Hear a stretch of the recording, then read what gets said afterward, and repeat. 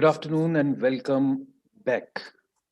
We are here again after a short break. The session that we have now is Meet the Author. And to moderate the session, we have Dr. Asha. Dr. Asha is teaching in the Department of Hindi, Aditi Mahavidyalaya, University of Delhi. Her areas of interest is Hindi drama and theatre. She has also published several articles, research and review papers. She has recently completed the major research project of UGC titled Hindi रंगमंच के विकास में महिलाओं का योगदान. Without much ado, I hand over the stage to Dr. Asha. Over to you, ma'am, please. धन्यवाद नीरज जी. मेरी आवाज सुन पा रहे हैं आप? Yes, ma'am. You are audible. Thank you so much.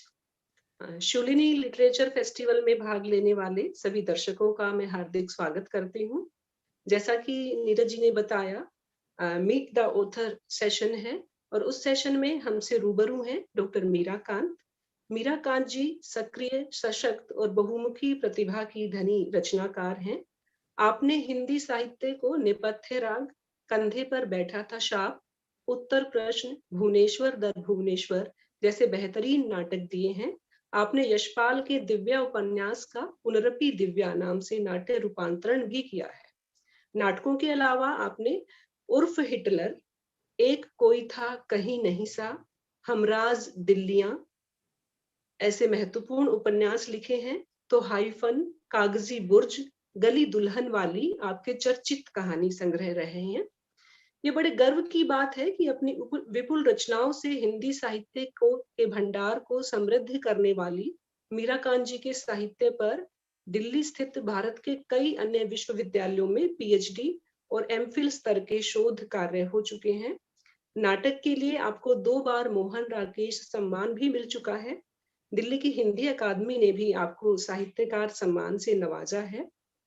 Ma'am, ज्ञान की देवी सरस्वती की पूजा का पर्व बसंत पंचमी आने को है. ऐसे में मुझे आपसे बातचीत करने का मौका मिला है जो मेरे लिए बहुत शुभ और स्वस्थ है. मैं आपका हार्दिक अभिनंदन और स्वागत करती हूँ. शुक्रिया आशा. और शूलिनी के साहित्योत्सव से जुड़े सभी दर्शकों को भी मेरा नमस्कार. जी मैम, अगर आप इजाजत दें तो बातचीत की शुरुआत मैं आप ही के रचे एक संवाद के छोटे से अंश से करना चाहूंगी. जी जरूर. मैं जीवन को अवनी से अंबर तक आत्मसात करना चाहती हूँ.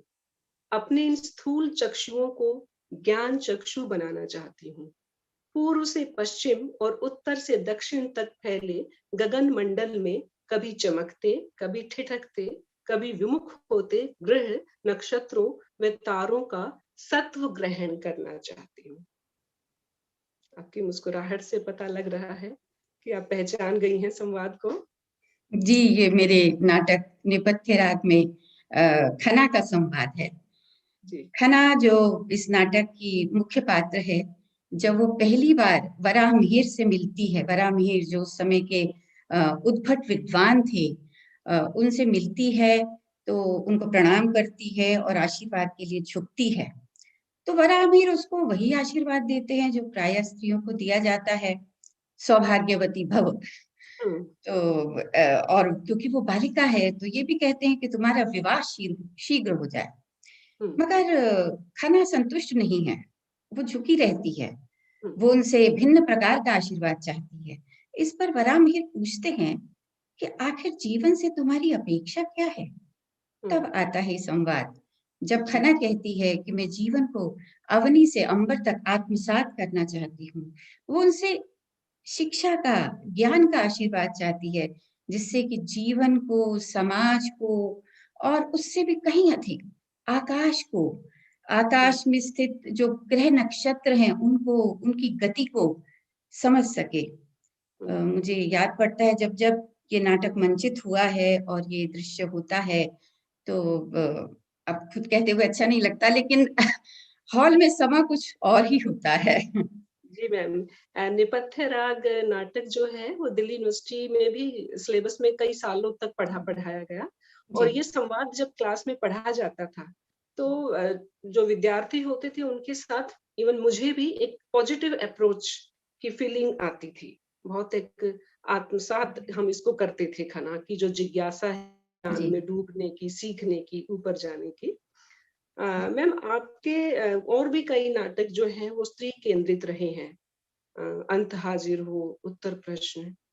तो आपकी कहानियों की भी मैं पढ़ती हूँ तो बहुत जो संवेदनात्मक धरातल है वो स्त्री के इर्द-गिर्द बुना गया है। तो मेरा पहला सवाल आपके रचनाकार मन से है कि आप स्त्री को किस रूप में देखती हैं? स्त्री को लगभग उसी रूप में देखते हैं जैसे कि अभी हम बात कर रहे थे कि अगर अगर कोई स्त्री खना की तरह जीवन को अवनी से आत्मसात तक आत्मसात करना चाहे, यानी जमीन से आसमान तक जीना चाहे, महसूस करना चाहे, अपने फैसले खुद लेना चाहे, तो उसे यह हक होना चाहिए। हुँ, परिवार में, समाज में जो भी छोटे बड़े फैसले होते हैं, उसमें स्त्री की पूरी भागीदारी होनी चाहिए। आज आज आप देखिए अपनी पूरी शिक्षा दीक्षा और आर्थिक स्वतंत्रता के बावजूद कितनी स्त्रियां हैं जो अपने जीवन के फैसले लेने के लिए स्वतंत्र हैं? हुँ, शायद बहुत कम। तो फिर जब स्त्री इस समाज को मगर ये जो कम ले पाती हैं, इसका वजह उनकी कोई निजी कमजोरी नहीं है, हुँ, कोई उनकी व्यक्तिगत समस्या भी नहीं है, ये हमारी सामाजिक व्यवस्था है। तो जब कोई स्त्री इस पुरानी रूढ़िवादी सामाजिक व्यवस्था की जो कहना चाहिए कि पूर्व निर्धारित सांचे हैं, जो फेंस है, उनको तोड़कर बाहर आती है, तो वो औरों के लिए चुनौती ना बन जाए। उसको जी, अपने विदिन कोट्स जो दुस्साहस है, उसका खमियाजा ना भुगतना पड़े, कीमत ना चुकानी पड़े। पर देखिए अब ये भी नहीं कह सकते कि समाज बदला ही नहीं है, आगे बढ़ा ही नहीं है। मुझे याद पड़ता है 150 पौने 200 साल पुराना ज़माना। अ, उस ज़माने में पहले तो कोई स्त्री पहले कोई लेख लिखे, फिर वो छपने के लिए भेजे। लेकिन जब ऐसा होता था, तो संपादक फ़ौरन उस लेख को वापस भिजवा देते थे, ये कह कर कि ये छपने योग्य नहीं है। लेकिन हुँ, वही लेख जब किसी पुरुष के नाम से जाता था, तो वो छपता तो था ही, उसकी हुँ, तारीफ़ हुँ, भी होती थी।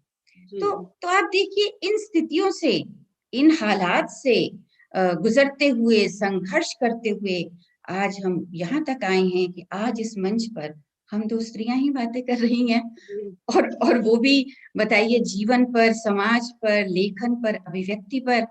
तो ज़माना तो आगे बढ़ा है, हुँ, लेकिन दुःख की बात ये है कि आज भी ढेरों मसले ऐसे हैं, जहाँ मैं वर्तमान स्त्री को 100 साल पुरानी या कह सकते हैं 500 साल पुरानी या और भी पुरानी प्राचीन इतिहास की, मिथक की स्त्री के समकक्ष पाती हूँ। वो क्यों एक ही मंच पर खड़ी होकर संवाद कर पाती है? तो शायद हुँ, यही यही एक वजह है कि मैं बहुत आसानी से अपने अपनी रचनाओं के पात्र, घटनाएँ प्राचीन इतिहास से और मिथक से उठा पाती हूँ क्योंकि वो हमारे समसामयिक समस्याओं के हालात का आईना होते हैं। मुझे हुँ, उनमें आज का अक्स दिखाई देता है। अब हम नेपथ्य राग की बात कर रहे थे, तो इसकी खना को ही लीजिए। वो प्रतिभावान है, मेधावी है, ज्योतिष में उसकी गति है और उसकी जो भविष्यवाणियाँ हैं, उससे प्रभावित होकर जो तत्कालीन 4वीं-5वीं शताब्दी के जो सम्राट हैं, सम्राट विक्रमादित्य वो उसे अपनी राजसभा में सभासद के रूप में लाना चाहते हैं और वो ये प्रस्ताव अपने नवरत्नों के सामने रखते हैं। तो वो हुँ, सभी एक स्वर में कह उठते हैं, राजसभा में स्त्री! ऐसा हुँ, कैसे हो सकता है? ऐसा तो कभी हुआ ही नहीं। मगर जब वो देखते हैं कि सम्राट की इच्छा है कि उसे लाया जाए, तो वो एक शर्त रखते हैं कि अगर राजसभा में कोई स्त्री आए, तो पहले उसकी जिह्वा काट ली जाए, हुँ, उसकी ज़बान काट ली जाए। तो हुँ, गौर कीजिए, उन्होंने हाथ-पैर काटने की बात नहीं की, उन्होंने जिह्वा काटने की बात जी, की। जी, क्योंकि जिह्वा वाणी है, हुँ, जिह्वा अभिव्यक्ति है, तो हुँ, खुद अपनी अपनी मेधा से खुद को अभिव्यक्त करती, फैसले लेती स्त्री, उन्हें अपने समकक्ष गँवारा नहीं थी। ऐसा भी नहीं था कि राज्यसभा में स्त्रियां नहीं होंगी, उनका मनोरंजन करती होंगी, उनके चषक भरती होंगी, मगर हाँ, अपने अपनी मेधा के बल पे, प्रतिभा के बल पर कोई स्त्री उन्हें बर्दाश्त नहीं थी। आप ये भी कहेंगे कि लेकिन अब तो ऐसा नहीं है, बड़े-बड़े पदों पे महिलाएं हैं, फैसले ले रही हैं, राजनीति में महिलाएं हैं। बात सही है, लेकिन देखना ये है कि वो क्या फैसले ले रही हैं। क्या वो स्त्री को उसके इंसानी हक देने की बात करती हैं? कहीं वो यथास्थिति बनाए रखने में ही तो विश्वास नहीं करती? क्या स्टेटस को मेंटेन कर रही हैं? अगर वो ऐसा कर रही हैं, तो फिर क्या फर्क है? क्या बदलाव आएगा? तो घूम फिर कर बात स्त्री पुरुष की नहीं, बात आती है मानसिकता पर, सोच पर, समाज की मूल्य व्यवस्था पर। तो इस नई मूल्य व्यवस्था में जब पूरे समाज की स्त्रियां और पुरुष दोनों शिक्षित होंगे, तब मुझे लगता है कि उस महिला का अक्स हर महिला में दिखाई देगा, जिसके कि हम आकांक्षी हैं। जी, मैम, आपने साहित्य की लगभग सभी विधाओं में लिखा है। आपकी रचनाएं इतनी पॉपुलर हुई कि अंग्रेजी सहित सभी भारतीय भाषाओं में उनका अनुवाद भी हुआ है, अधिकांश का। तो मेरी बड़ी जिज्ञासा है कि ऐसी वो कौन सी प्रेरणा या स्थितियां बनती हैं कि जब आपका सृजक मन अभिव्यक्ति करने को आतुर हो उठता है? क्या कोई खास प्रोसेस है? प्रोसेस तो मतलब मैं यही कह सकती हूँ कि जो रचनात्मक लेखन होता है, जो सृजन है, वो असल में अंतश्चेतना से जुड़ा होता है। हमारे हमारे चेतन और अवचेतन यानी कॉन्शियस और सबकॉन्शियस माइंड के बीच में बहुत कहना चाहिए कि बारीक सी दीवार होती है, एक हल्का सा पर्दा होता है जो अक्सर ढह जाता है। इसके अपने सामाजिक, सांस्कृतिक, मनोवैज्ञानिक, भावात्मक कारण होते हैं। फिर ये उस व्यक्ति की संवेदनशीलता और सृजनशीलता पर भी निर्भर करता है। और हमारा जो समाज है, उसमें बहुत सी विसंगतियां, बहुत सी आयरनीज हैं, जो यहाँ वहां बिखरी पड़ी हैं। जैसे मैं बताती हूँ कि बचपन में मैं मानव संबंधों को बहुत गौर से देखती थी, खास तौर से मानव संबंधों में जो सत्ता और अधिकार का संघर्ष है, उस पे मैं सोचती थी, गहराई से सोचती थी। तो मैंने पाया कि महिलाओं की स्थिति तो समाज में कमतर है, दोयम दर्जे की है। फिर इस पर थोड़ी बड़ी हुई, थोड़ा पढ़ा, तो मैंने जाना कि ये सिर्फ हमारे देश में नहीं, कमोबेश ये पूरी दुनिया में यही हालत है और आज से नहीं है, सदियों से चली आ रही है। तो ऐसा क्यों है? फिर मैंने समाज को और नजदीक से देखा, उस पर सोचा, तो मैंने ये भी पाया कि ये जो असमानता स्त्री पुरुष में है, सिर्फ यहीं तक महदूद नहीं है। जाति के स्तर पर भी असमानता है, जाति भेद हमारे समाज में है, वर्ग के स्तर पर भी असमानता है। गरीब लोगों को न्याय नहीं मिल रहा, शोषण होता है उनका। और हमारे परिवारों में ऐसे बहुत से लोग हैं जो हाशिए पर हैं। वो लोग अपने कहना चाहिए कि अपने मन के दरारों में कहीं अटक गए होते हैं, तो उनका जो मानसिक संतुलन है वो थोड़ा गड़बड़ा जाता है, तो मानसिक रूप से असंतुलित लोग हैं। तो ऐसी स्थितियां, ऐसी घटनाएं हमारे इर्द गिर्द प्राय रहती हैं, हम सबको दिखाई देती हैं। सिर्फ ये होता है कि जो एक सृजनशील मन होता है, वो प्राय वहां ठहरता है, रुकता है, उस पर गहराई से सोचता है, उसे महसूस करता है। और जो एक सामान्य मन है, हो सकता है दुखी वो भी होता हो, लेकिन वो आगे गुजर जाता है, उसे जाने देता है, निकल जाता है। लेकिन जो सृजनशील मन है, वो आगे बढ़ नहीं पाता। कहीं भीतर कहीं ये चरित्र या ये जो घटना है, ये कहीं अटक जाती है। ये जो घटना होती है, ये कभी-कभी हमारी अपनी भी होती है, कभी हमारे अपनों की भी होती है, कभी दूसरों की भी हो सकती है, कभी व्यक्ति की, कभी समाज की भी हो सकती है, कभी बहुत बड़े स्तर पर विश्व में किसी भी समाज की हो सकती है। तो ये जो घटना होती है, ये भीतर एक बेचैनी पैदा करती है, जिससे कि गुस्सा, नाराजगी और एक आक्रोश पैदा होता है, जो बढ़ता चला जाता है समय के साथ साथ, और वो कहना चाहिए कि कीलों की तरह भीतर चुभता है, चैन से बैठने नहीं देता। तो ये जो एक सृजनात्मक बेचैनी पैदा होती है, मुझे लगता है यही अभिव्यक्ति की ओर ले जाती है। फिर तो बस कागज और कलम उठाने की देर होती है। मगर हाँ, इसमें एक बहुत बड़ी भूमिका जो मुझे लगता है वो होती है हमारे विजन की, कि जीवन को देखने का, दुनिया को देखने का हमारा नजरिया क्या है, हमारी सोच क्या है। प्रेरणा तो यही है, और प्रोसेस और कुछ खास मुझे लगता नहीं है। जी। आपके साहित्य को पढ़कर एक बात और मुझे लगी कि किसी भी रचना को साकार करने से पहले आप गहन शोध करते हैं, काफी कुछ खंगालती हैं। तो निश्चित रूप से बहुत चुनौतीपूर्ण और जिम्मेदारी भरा काम है। ऐसे में आप रचना की फॉर्म और उसकी टेक्निक के लिए किस तरह काम करती हैं? देखिए, इस सब टेक्निक के बारे में तो मैंने कभी इस तरह से कभी अलग से सोचा नहीं है, जी, क्योंकि अपने आप विकसित हो जाती है टेक्निक। नहीं, मुझे लगता है कि जो कोई भी रचना जो होती है, वो घटनाओं या कहानियों का पुलिंदा नहीं होती। हम्म, उसकी अपनी एक भीतरी संरचना होती है, उसकी हम्म, अपनी एक सोच होती है, और वो वो आधारित होती है बहुत सी सामाजिक स्थितियों पर, सांस्कृतिक स्थितियों पर। तो हमें हमें इस तरह की घटनाएं, इस तरह के पात्र मिलते हैं, उन पर संवेदनशीलता के साथ बहुत गहराई से सोचना होता है, अलग-अलग कोणों से, अलग-अलग जावियों से उन्हें देखना, उन्हें जांचना होता है, और भीतर कहीं कहीं बसाकर महसूस करना होता है। पर हाँ, क्योंकि मैं बता के चुकी हूँ कि मैं अपने जो पात्र या घटनाएँ हैं, प्रायः प्राचीन इतिहास से या मिथक से चुनती हूँ। जी, तो मुझे शोध बहुत करना पड़ता है। हाँ, उस मतलब एक तो कहानी मेरी चल ही रही होती है जो समसामयिक होती है। तो उसके वो मैंने किस समाज से ली या किस वर्ग के किस हिस्से से ली, उस पर सोचना वो एक अलग बात होती है। उसके साथ एक समानांतर चलता है, जो मैं पुराना समय लाती हूँ, मिथक से लाती हूँ कोई घटना।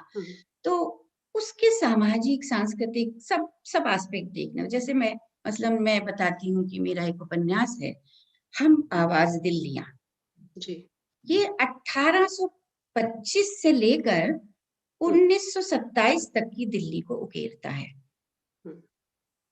उस समय यहाँ अंग्रेजों का राज था, तो मुझे राजनैतिक स्थितियों पर इतिहास में जाके देखना पड़ा कि क्या हालात थे, कौन से मूवमेंट चल रहे थे, क्या आंदोलन चल रहे थे, और सिर्फ दिल्ली पर तो था, लेकिन मुझे देश भर का देखना था कि प्रभाव क्या पड़ रहा था, कौन से नेता थे जो आगे आ रहे थे। फिर सामाजिक स्थितियों को लें तो इंसानी रिश्ते क्या थे, मूल्य व्यवस्था क्या थी, और उसके साथ-साथ समुदायों के आपसी रिश्ते क्या थे, अलग-अलग जो तबके थे, मध्य वर्ग और जो थोड़ा कमतर वर्ग, निम्न वर्ग, अ, उनकी सोच क्या थी, वो किस तरह से जीवन जी रहे थे। फिर जब हम पात्रों का निर्माण करते हैं तो उनके स्वभाव के लिए उनका समाज, उनकी संस्कृति तो आती है, उनकी वेशभूषा, उनका खान-पान, उनके त्योहार। फिर क्योंकि ये दिल्ली की बात थी, तो दिल्ली के गली-कूचों को कैसे दरकिनार किया जा सकता था। तो कुल मिलाकर मैं कहूँगी कि दिल्ली की तहज़ीब पर काम करना पड़ा। और ये जो काम है, ये जो अध्ययन है, ये जो शोध है, इसको असल में अपनी रूह तक उतारना होता है। इसे इस तरह से आत्मसात करना होता है, अपने अंदर जीना होता है, तभी तभी वो जो युग, वो जो समय है, घटना में उसकी धड़कनें सुनाई देती हैं पाठक को। और जो हमारे पात्र हैं, उनके साथ हमें इस तरह से तादात्म्य स्थापित करना पड़ता है। वो लगातार हमारे भीतर जीते हैं, एक दमकश की तरह हम उनके साथ रहते हैं। अम, तो जिसको कहते हैं ना कि हमें एक तरह से उनकी देह में प्रवेश करना होता है, जिसको हम साहित्य में कहते हैं कि परकाया प्रवेश। परकाया प्रवेश। जी, जब तक हम उनकी देह में प्रवेश नहीं करेंगे कि उनकी मानसिकता क्या है, वो सोच क्या रही हैं, इस स्थिति में वो कैसे क्या प्रतिक्रिया देंगे, क्या रिएक्ट करेंगे, तो तभी वो सजीव बन पाते हैं। और जब पाठक पढ़ता है तो वो उससे अपने आप को जोड़ पाता है, अपनी निजी समस्याओं को उसमें देख पाता है। फिर ये जो शोध की मैंने बात की, शोध जी। करते हैं, लेकिन शोध आप समझिए कि शोध की कीलों पे वो खड़ा है, या कहना चाहिए शोध की नींव पर वो खड़ा है, लेकिन जो इमारत है वो पूरी तरह से कल्पना की है, क्योंकि ये फिक्शन है। तो इसकी एक-एक ईंट, इसका सीमेंट सब कल्पना का है। जैसे कि मैं एक ज़िक्र करना चाहूँगी अपने नाटक का हुमाकूर जाने। ये हुमायूँ हुमायूं जो के मुगलकालीन बादशाह थे, उनके जीवन पे तो नहीं कहना चाहिए, उनकी मृत्यु पर आधारित नाटक है। मृत्यु वो पर। जी। जी, वो पुरानी दिल्ली में रहते थे। उनका कुतुब खाना जो उनकी लाइब्रेरी थे, उसकी सीढ़ियों से फिसल कर ज़ख्मी हो गए थे और 2-3 दिन बाद उनका इंतकाल हो गया था। लेकिन उनके इस इंतकाल की खबर को 17 दिनों तक छिपाया गया, राजनीतिक वजहों की वजह से। अ, अकबर जो उनके बेटे थे, बहुत छोटे थे, 8-10 साल के थे, वो तब दिल्ली में थे नहीं, उनको तलाश कर लाया गया, उनकी ताजपोशी की गई, तब जाकर ये खबर बताई गई। तो ये जो घटना थी, मैं इसको एक स्त्री के नज़रिए से देखना चाहती थी। हुँ, तो मैंने ये सोचा कि क्यों ना मैं कोई ऐसी स्त्री लूँ, जो कि हुमायूँ के बहुत करीब हो, तो मैंने उनकी बेगम हमीदा बानो को चुना। हुँ, जबकि ये ऐतिहासिक तथ्य है कि उस समय जब हुमायूँ का इंतकाल हुआ था, मुगल खानदान की कोई स्त्री दिल्ली में नहीं थी, सब काबुल में थी। मगर मैंने पर्सीव किया कि वो दिल्ली में है और इन 17 दिनों तक उन्होंने इस सारी स्थिति को सँभाला है, राज की एक तरह से बागडोर सँभाली है, लोगों को निर्देश दिए हैं। तो इस तरह से जो इमारत है, वो पूरी तरह से कल्पना की है। मतलब जो जो पौधा उग रहा है वो कल्पना का है, उसमें खाद और उसमें पानी जो है वो शोध का है। बल्कि मैं कहूँगी हम लगातार कल्पना की सीढ़ियाँ चढ़ रहे होते हैं और मंजिल भी कल्पना की है, लेकिन जो रेलिंग है, जिसका सहारा हम लेते हैं वो मजबूत होनी चाहिए, वो हमारा शोध होता है। फिर धीरे-धीरे ज़हन में एक नक्शा, एक रोड मैप सा बनता है। वो आज के गूगल मैप की तरह इतना पॉइंट टू पॉइंट क्लियर तो नहीं होता है। एक धुंधला-सा एक रोड मैप तैयार होता है और जब हम आगे बढ़ते हैं तो कोई पड़ाव दिखाई देता है, थोड़ा और आगे बढ़ते हैं, इस तरह से मंज़िल पे पहुँच जाते हैं। लेकिन अपने लिए मैं ये कहूँगी कि ये जो सफ़र है, ये जो यात्रा है मुझे एक शेर इस पे याद आ रहा है, यूँ तो हर मोड़ पर मंजिल का गुमा होता है। तो जो हर मोड़ है, वो मुझे एक बाज़ाब्ता खुद एक अलग तरह का लुत्फ़ देती है, एक अलग तरह का एहसास देती है। मुझे लगता है जैसे कि मंजिल का सुख यही है और उसके बाद मैं फिर आगे बढ़ती हूँ। तो ये जो एक सृजनात्मक यात्रा है, ये अपने आप में एक अलग तरह का आनंद है। बाकी तकनीक और इस तरह की टेक्निकल शब्दों पे मैंने कभी सोचा नहीं है। वो सृजनात्मकता ही अपने आप फ़ॉर्म और टेक्नीक का विकास कर लेती है। जी, जी। हो हर जाता है, हर रचना अपना समय सहजता से। अपना हाँ, टेक्नीक खुद तय करती है, कितना समय हाँ, लगेगा, कैसे डेवलप होगी, हुँ, पात्र कैसे बनेंगे। ये बहुत कुछ हाँ, प्लॉट पे और इन सब चीज़ों पे निर्भर करता है। जी। जी, जी। मैम, देश भर के अलग-अलग थिएटर ग्रुप्स आपके नाटकों का बहुत मंचन करते हैं और कुछ प्रस्तुतियों को मुझे भी देखने का अवसर मिला है। तो एक खास बात मुझे जो आकर्षित करने वाली लगी, वो ये कि आप भाषा का अनेक रंगी इस्तेमाल करने में माहिर हैं। तो थोड़ा-सा इस पर भी बताइए? आप ठीक कह रही हैं, मेरे नाटकों की भाषा एक-दूसरे से बहुत मुख्तलिफ है, बहुत भिन्न-भिन्न है। असल में भाषा जो है, वो कथा वस्तु और प्लॉट में बसी होती है, उसके उसके हुँ, समय में जिसको मैं सामाजिक सांस्कृतिक स्थितियाँ कहती हूँ, उनमें बसी हुँ, होती हैं। उसकी हुँ, जो अंतर वस्तु है, उसकी जो सोच है, उसमें बसी होती है। अब जैसे नेपथ्य राग है, उत्तर प्रश्न है मेरा नाटक, कंधे पे बैठा था साँप है, या कहना चाहिए मेघ प्रश्न है, जो जो इस तरह के नाटक हैं जिनकी कथा वस्तु प्राचीन इतिहास। इतिहास या हुँ, मिथक से ली गई है। तो जी, इसमें ज़ाहिर है भाषा बहुत शुद्ध, बहुत परिष्कृत होती है। उसमें संस्कृत के शब्द बहुत होते हैं, लेकिन इसके बरक्स अगर हम हुमा को उड़ जाने दो देखें या काली बर्फ देखें, अब काली हुमा को उड़ बर्फ। जाने दो तो मुगल काल से जुड़ा है और काली हम्म, बर्फ जो है वो कश्मीर के विस्थापन से जुड़ा है। तो इन दोनों में उर्दू की रवानगी है भाषा में। कश्मीर में जो हमारी भाषा है उसमें जितना संस्कृत के शब्द हैं उतना ही फारसी के भी शब्द हैं, पर्शियन के भी शब्द हैं। तो एक मिली-जुली से शब्दों की वो भाषा है। तो और आम इस्तेमाल में हम उर्दू के, पर्शियन के वर्ड बहुत यूज करते हैं। तो ये एक रवानगी है। फिर आप अंधाज़िर हो लीजिए तो वो समसामयिक युग का नाटक है। आज जो हमारे यूनिवर्सिटी के छात्र हैं उनको लेकर लिखा गया नाटक है। तो उसमें आम बोलचाल की भाषा है, जैसे कि युवा वर्ग हमारा इस्तेमाल करता है, वो अंग्रेजी के शब्दों का भी इस्तेमाल करता है, तो वो भी है। मगर हाँ, यहाँ मैं अपने एक नाटक का ज़रूर ज़िक्र करना चाहूँगी। मेरा एक एकल नाटक है, सोलो प्ले, गली दुल्हन वाली। जी। इसकी जो प्रोटैगनिस्ट है, इसकी जो मुख्य पात्र है दुल्हन, हम्म, वो कसाई परिवार से संबंध रखती है और वो जी। कसाई मोहल्ले में पली बड़ी है। हम्म, उसने वहीं के लोगों को देखा है, उसी मानसिकता को देखा है। हम्म, तो जब वो बोलती है, उसकी भाषा में गालियों का बहुत इस्तेमाल है।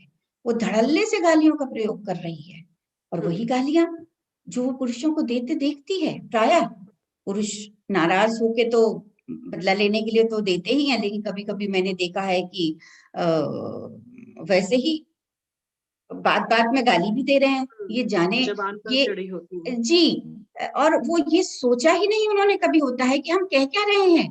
हम जिस पुरुष को ये गाली दे रहे हैं, असल में हम उसके परिवार की औरत को बेइज्जत कर रहे हैं, अपमानित कर रहे हैं।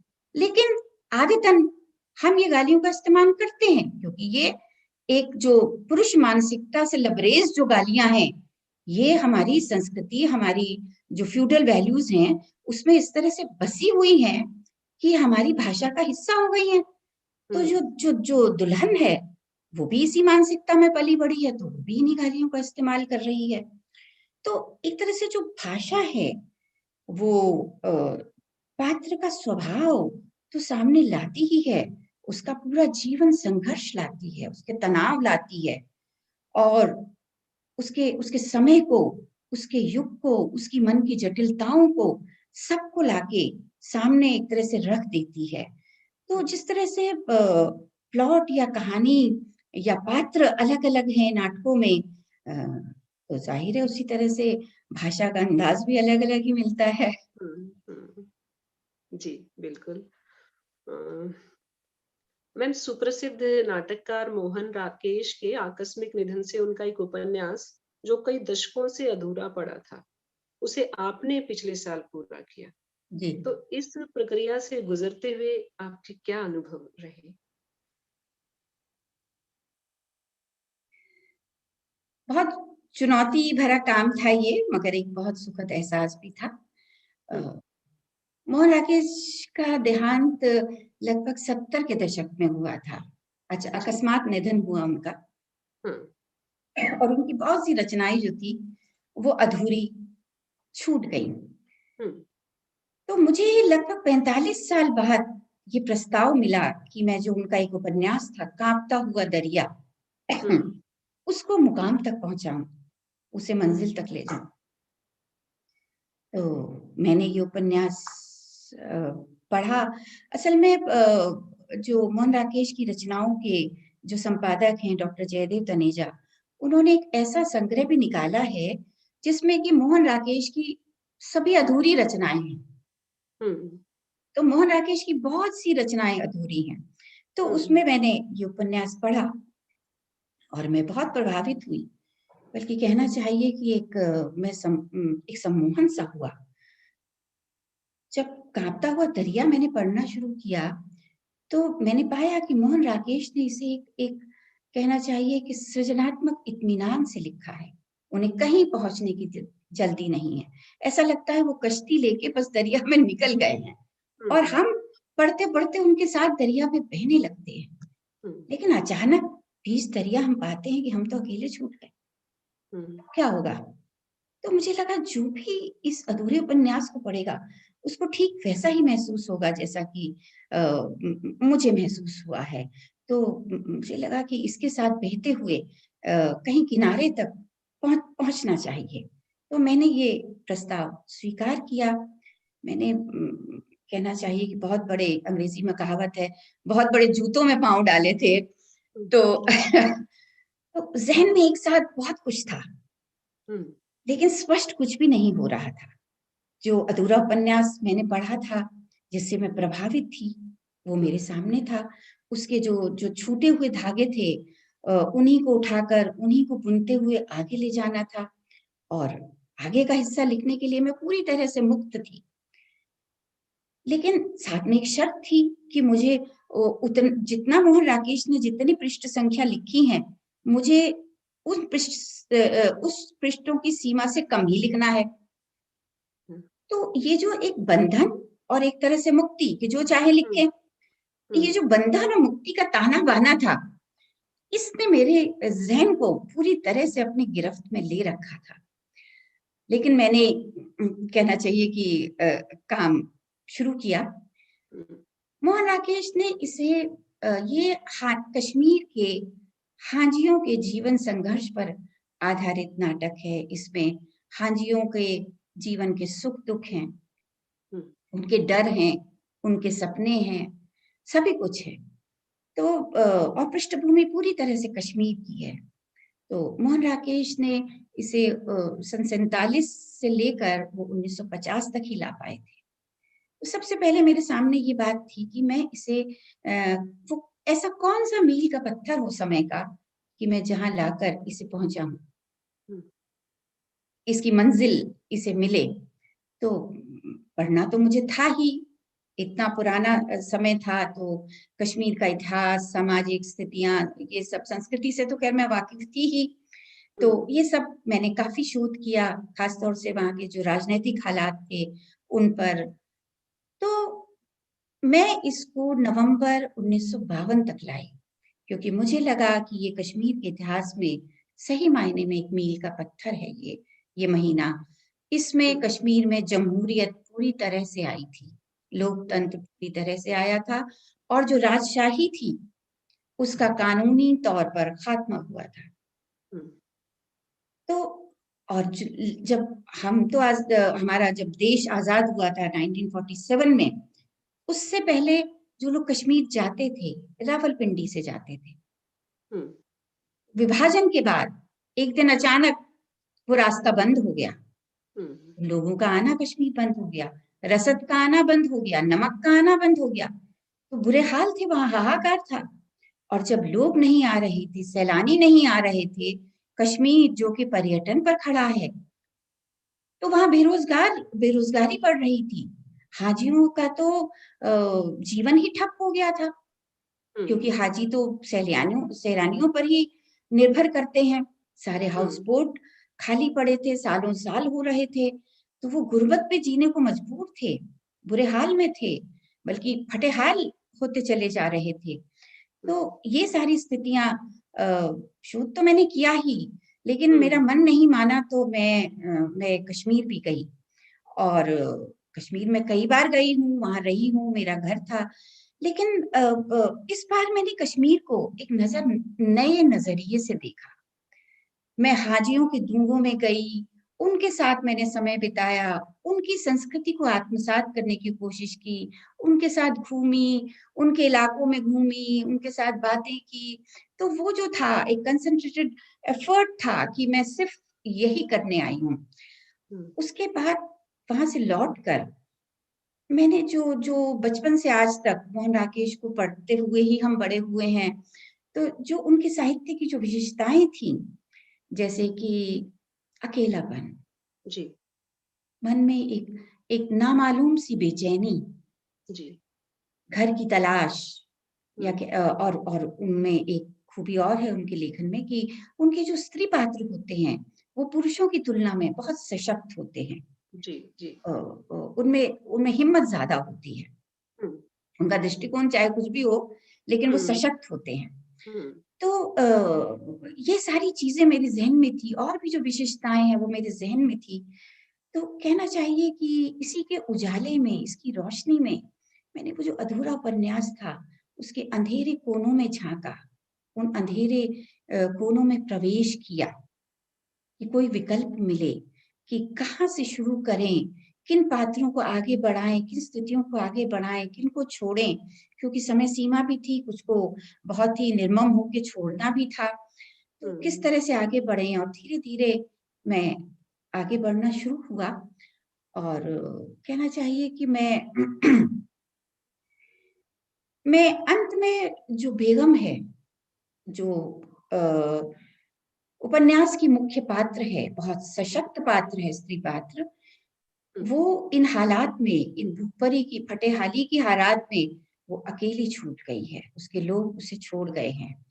उसका जो पति है वो मरनासन्न है, वो है या नहीं है कोई फर्क ही नहीं पड़ता।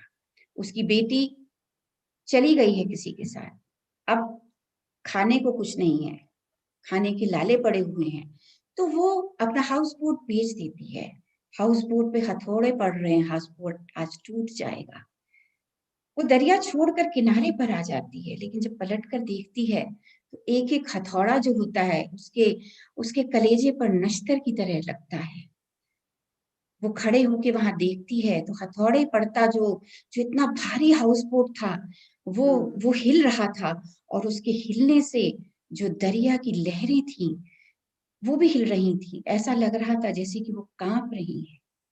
और उन कांपते दरिया में वो देखती है चारों तरफ के पहाड़, चारों तरफ की घाटी, उसका अक्स उस दरिया में दिखाई देता है। कांपती हुई घाटी, कांपता हुआ अक्स, और जो आसपास जो खड़े थे ये बाकी हाउस बोट, उनकी परछाइयां भी उस कांपते दरिया में सहमी सहमी सी दिखाई दे रही।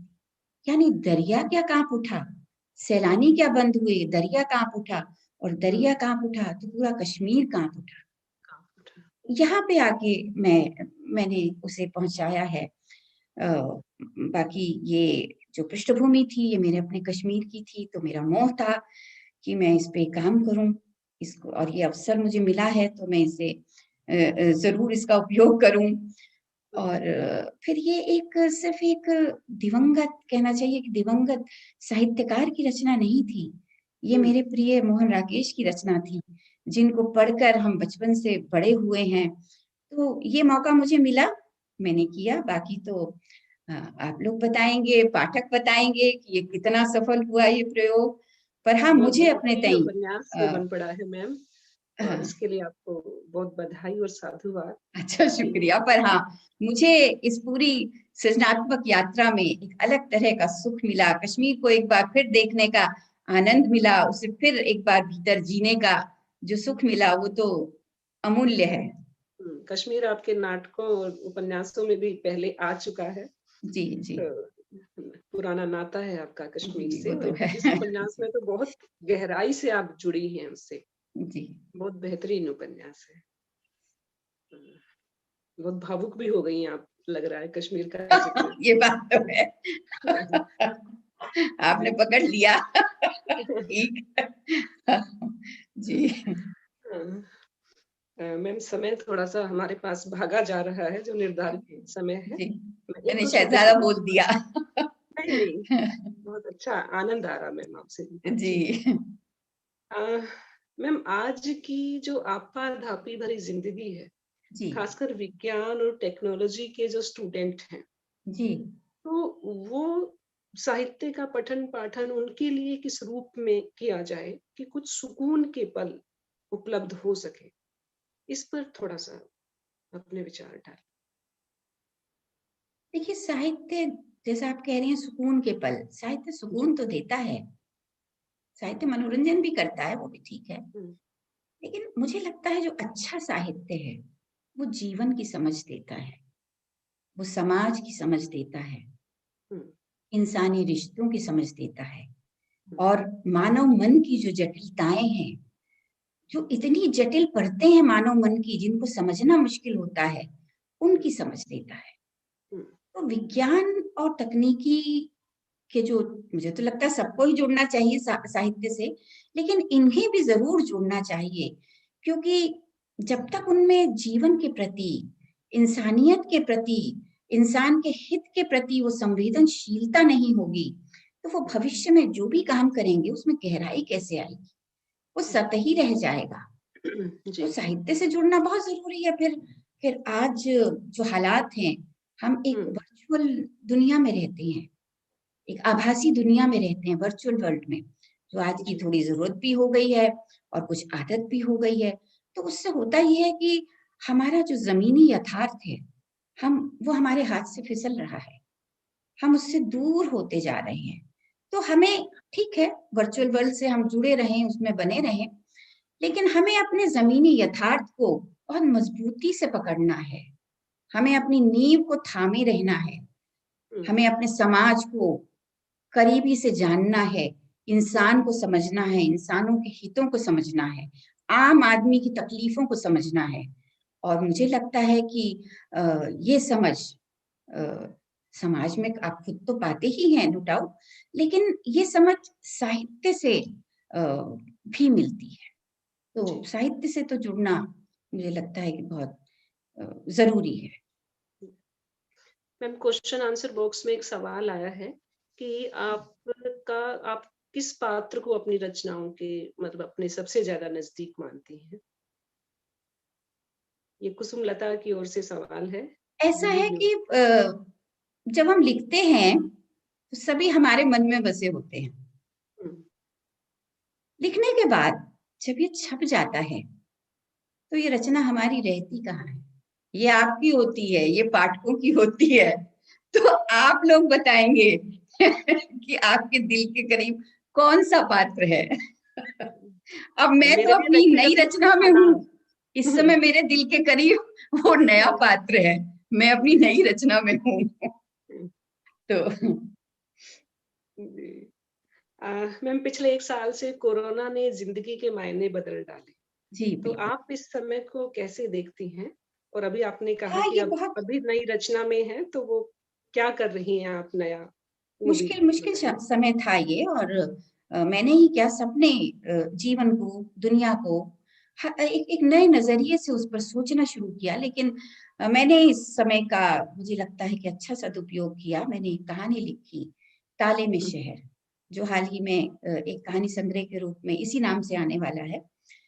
उसमें मैंने पेंडेमिक का तो जिक्र किया, लेकिन वो 1918 और 19 में जो स्पेनिश फ्लू हुआ था, मैंने उसको लिया कि किस तरह से तब भी इसी तरह से मतलब इस तरह से लॉकडाउन तो नहीं हुआ था, लेकिन जो स्थितियां थी वो ऐसी ही थी कि शहर पर ताला लगा हुआ है, सारे मंदिर बंद थे, मस्जिद बंद थे, चर्च बंद थे, सारे स्कूल कॉलेज बंद थे, सारी संस्थाएं बंद थी, बुरी हालत थी। और ये जो बीमारी आई थी उस समय, जो हमारे सैनिक विश्व युद्ध में गए थे, जब वो वहां से लौटे, उनके साथ ये बीमारी आई थी। और तब रेल आ चुकी थी हमारे देश में, और रेल के द्वारा वो बंबई पे आए थे, और बंबई से जब वो इधर उधर अपने शहरों में गए तो ये बीमारी भी आग की तरह फैली। और मगर यहाँ पे हालत बुरी थी, क्योंकि जो हमारी डिस्पेंसरियां थी वहाँ डॉक्टर नहीं थे, खाली पड़ी थी, क्योंकि जो अंग्रेज जो डॉक्टर वहाँ होते थे वो सब विश्व युद्ध में गए थे। और जब विश्व युद्ध बंद हुआ और ये बीमारी फैल चुकी थी, तो वो लोग यहाँ लौट के नहीं आए, अपने अपने घरों में चले गए। और ऐसे में जो दिल्ली के जो सर्वे सर्वा थे हमारे अंग्रेजों के, मिस्टर हेली, वो डिप्रेशन में चले गए। वो 3 महीने की छुट्टी लेके जापान घूमने चल दिए। आप सोच सकती हैं कि क्या हालत थी दिल्ली की उस समय।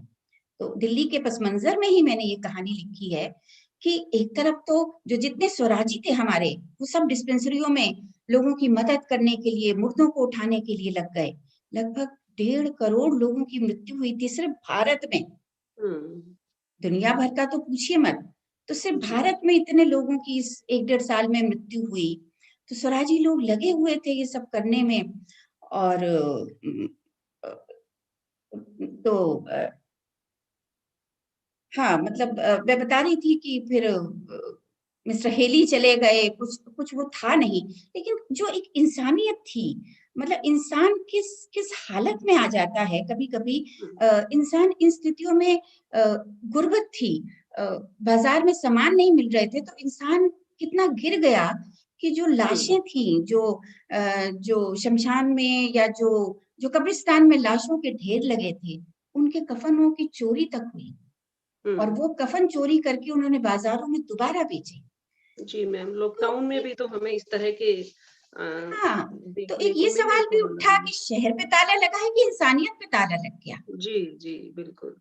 लेकिन इंसान की खूबी यही है कि चाहे कितनी भी आफतें आए सर पर, एक जिजीविषा होती है, एक जीवन संघर्ष करते हुए वो एक उम्मीद के सहारे फिर खड़ा होता है। और इंसान किस तरह से उस पेंडेमिक से निकल के आया और किस तरह से वो फिर आजादी की लड़ाई में जुट गया। जो नेतागण आह्वान दे रहे थे उस समय अंग्रेजों से मुक्ति के लिए, उसमें किस तरह से जुड़ा, बस इस हाल की कहानी है। तो मुझे लगा कि ये मैं उस जमाने को आज क्योंकि मैं अब जी रही हूँ, तो मैं अच्छी तरह महसूस करके और मैं उसको लिख पाऊंगी, तो मैंने ताले में शहर करके ही उसको लिखा। आपने बहुत जिज्ञासा पैदा कर दी है मैम। हमें इंतजार रहेगा ये प्रकाशित होकर आए आपका कहानी संग्रह। जी। और हम बिल्कुल निर्धारित समय पर बॉर्डर पर पहुंच चुके हैं। अच्छा, तो चलिए। आज के कार्यक्रम के लिए मुझे जी। पूरा विश्वास है कि आपसे हुई ये सुखद बातचीत साहित्य में थोड़ी-सी भी रुचि रखने वालों को बहुत प्रेरित और प्रभावित करेगी। इन्हीं ये शब्दों तो के मैं नहीं साथ बता मैं सकती, लेकिन मुझे आप लोगों से बात करके सच में बहुत अच्छा लगा। जी, चैट बॉक्स में कुछ क्वेश्चन्स हैं, लेकिन वो समय नहीं है।